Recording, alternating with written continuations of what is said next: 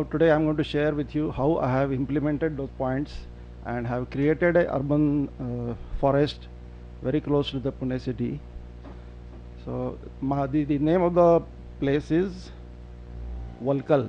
It is a name given by one of my friends. And I just give you the background of how this idea has come up. I have a love for trees, which is a long affair. I mean, since I was working with company like Tata Motors, and that is the time when the landscape was being developed. It was in 1971, and the whole area of Tata Motors was a barren plateau, and how it was transformed into a very landscape, beautiful garden. And this is something which I witnessed at that time. Same way, I mean, when I started my business, I implemented the same principles in my own factory by selecting the trees and planting them in a technical way.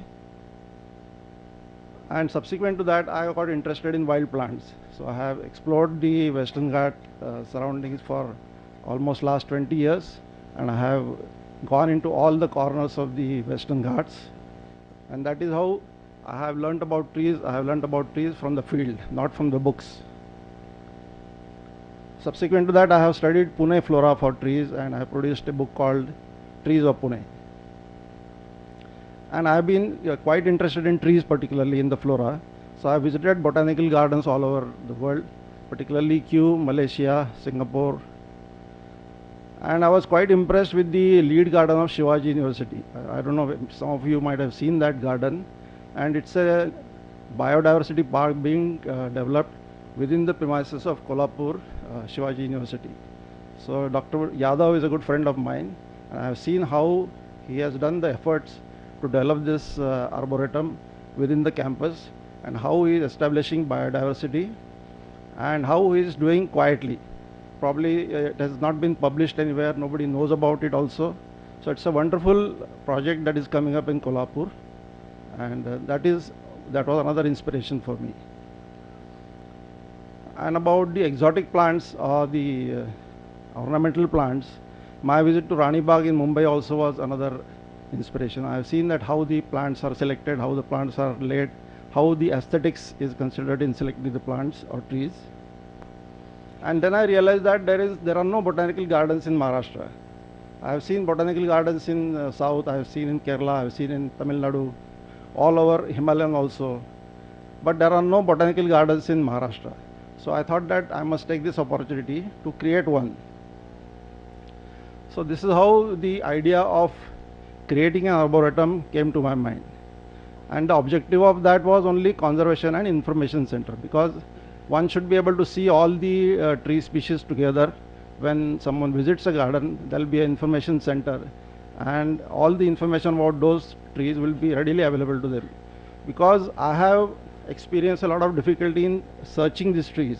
For last 20 years, some of the trees were so rare or so difficult to find that I must have made more than 10 visits into the forest to locate those trees. So if I am able to give an opportunity for people to see those trees together, it will be really wonderful. So this was something which was in my mind. And then when I was moving in the forest, this was always there at the back of my mind, that I must collect some rare trees. If I find some rare trees, if I find some saplings or seedlings of those trees, I thought that I must keep them with me and grow them in my collection. And the idea of where the arboretum was going to come up and whether it was going to come up or not, that was also not clear to me. But I started collecting the saplings since maybe last 10 years. And then I went to PMC, Pune Municipal Corporation, and they always have few gardens coming up. This year there were about 70-80 gardens being proposed, and a huge expenditure was also planned and budgeted for that. So I went and requested the commissioner that you must allocate few of the gardens to be reserved for such collection of trees, collection of rare trees. And this never came up. I followed them up for several years. And then, meanwhile, as Vivek said, my plants were growing, so I was not bothered. So the idea did not crystallize with the PMC. And then I said that now I am 65-year-old, and if I have to see the results, I must start immediately. So I decided to start the arboretum myself, and I have few pieces of land around Pune, and some of them are, one of the land is very close to forest. It is a land which I have specifically selected because I wanted the land to be close to the forest, so that I could see the proximity of the forest, animals coming and birds coming. And that is the place called Walkal. It is at the base of Sinhagad, and this forest is unfortunately acquired by the forest department. Uh, so it is under section 35 that I cannot do anything with that land, and the owner is now the forest department. So I am the second owner. So I decided to start my activity there because there was no activity besides forest that was possible in that land. And there was another place which I had seen near Pune, which is, some of you may be knowing, there is a similar garden called Sipna at Gorebudruk at the base of Sinhagad. This was started by Pramod Nargolkar, if you know him. So my experience with agriculture was also very difficult, because the wild animals used to come and eat my crops.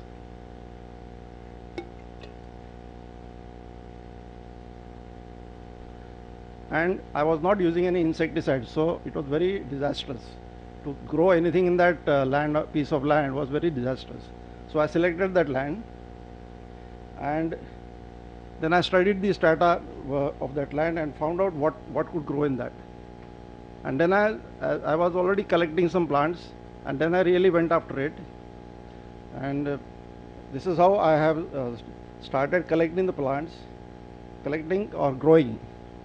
So like Vivek has said, I was preferring tall saplings, say 5 feet, 8 feet, and grown in very large bags.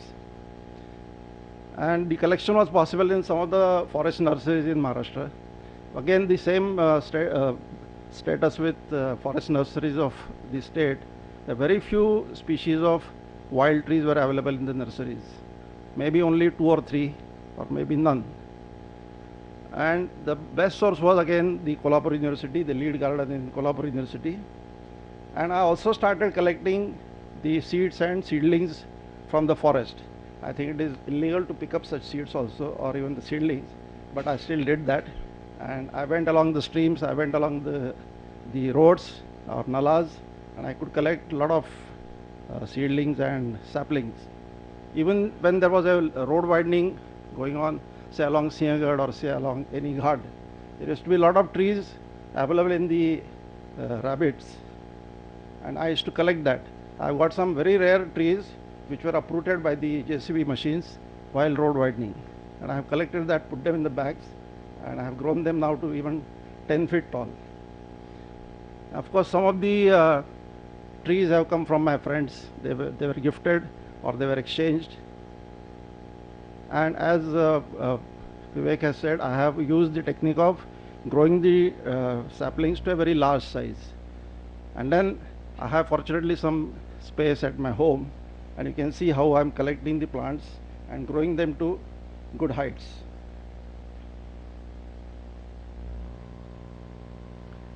And this is how I started preparing the land for my arboretum. I removed some trees which were randomly placed and made a good layout. And again, because this is a very systematically laid forest or a garden, you can say, so providing a drip irrigation system. You can see there is a drip irrigation system for the plants.